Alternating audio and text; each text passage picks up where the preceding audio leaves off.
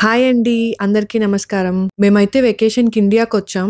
మా వెకేషన్ అయితే అయిపోయింది. ఇంక తిరిగి బ్యాంకాక్ ఎళ్ళిపోతున్నాం. ఎయిర్‌పోర్ట్‌కైతే వచ్చేసాం. మేమైతే చెన్నై నుంచి బ్యాంకాక్ ఎళ్తున్నామనమాట. బ్యాంకాక్ ఇంతకుముందు వచ్చిన వాళ్ళకైతే ప్రాసెస్ అంతా తెలిసే ఉంటుంది. బట్ ఫస్ట్ టైమ్ వచ్చే వాళ్ళకి ఈ వీడియో యూజ్‌ఫుల్‌గా ఉంటుందనుకుంటున్నాను. ఇప్పుడైతే మేము చెక్ ఇన్ కౌంటర్ దగ్గరికెళ్ళాలి. సో, మా ఫ్లైట్ నంబరు డిస్‌ప్లేలో చెక్ చేసుకొని ఏ కౌంటర్ దగ్గరికెళ్ళాలో అక్కడికెళ్తున్నామనమాట. చెక్ ఇన్ కౌంటర్ దగ్గర పర్లేదు. అంత రష్‌గా ఏం లేదు. అయినా కూడా మాకు పాపుందని మమ్మల్ని ప్రయారిటీ లైన్‌లో పంపించారు. సో, పిల్లలుంటే మనకి ఎయిర్‌పోర్ట్‌లో ఇదొక బెనిఫిట్ ఉంటుంది. ఈ ఎయిర్‌లైన్స్‌కి పర్ టికెట్ 7 కేజీసే అలౌడ్. మేమైతే 60 కేజీస్ ఎక్స్‌ట్రా లగేజ్ బుక్ చేసుకున్నాము. అసలే మేమెళ్తుండేది పండగ సీజను. ఇంక మా అత్తమ్మ అరిసెలని, మురుకులని, పచ్చడ్లని మొత్తానికి 60 కేజీలు నింపేసింది. వామ్మో! ఇంకా లగేజ్ ఉంటే ఇంకా నింపేసేదేమో. ఇంక వీసా విషయానికొస్తే ఇంతకుముందు 2000 బాట్ వీసా ఫీ ఉండేది. బట్ ఇప్పుడు వీసా ఫ్రీ. కాకపోతే టీడీఏసీ థాయిలాండ్ డిజిటల్ అరైవల్ కార్డ్ ఇప్పుడు మ్యాండేటరీ చేశారు. దానిలో మీ పర్సనల్ డీటెయిల్స్, డిపార్చర్ డేట్, ఇంకా arrival and accommodation details in Thailand. So, అలాంటివి కొన్ని ఫిల్ చేయాల్సుంటుంది.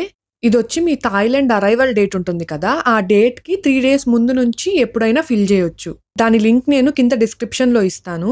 మాకైతే ఇమిగ్రేషన్, సెక్యూరిటీ చెక్ అన్నీ అయిపోయి ఇంక గేట్ దగ్గరికెళ్తున్నాం. గేట్ దగ్గరికెళ్ళే దారిలో ఇలా పిల్లలకు ప్లే ఏరియా పెట్టున్నారు. ఇంక మా పాప ఆగలేదు. తన కోసం అని చెప్పి కాసేపెళ్లి ఆడిపిచ్చుకున్నాము.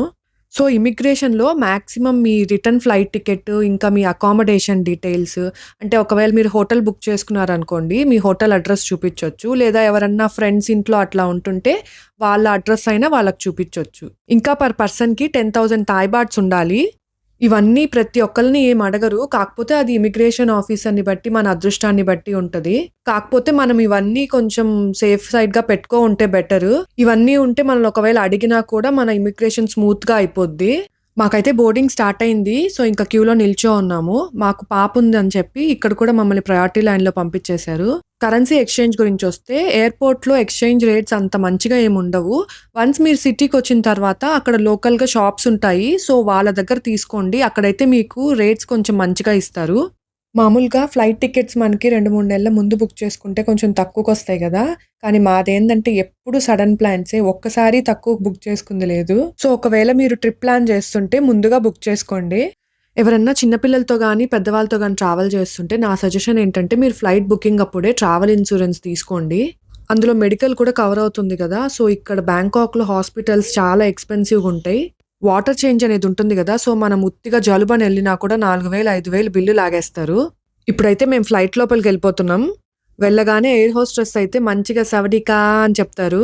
మాదొచ్చేసి నైట్ టైమ్ ఫ్లైట్. సో, నేను గమనిచ్చిందేందంటే చాలా వరకు థాయిలాండ్‌కి డైరెక్ట్ ఫ్లైట్స్ నైట్ టైమే ఉంటున్నాయి.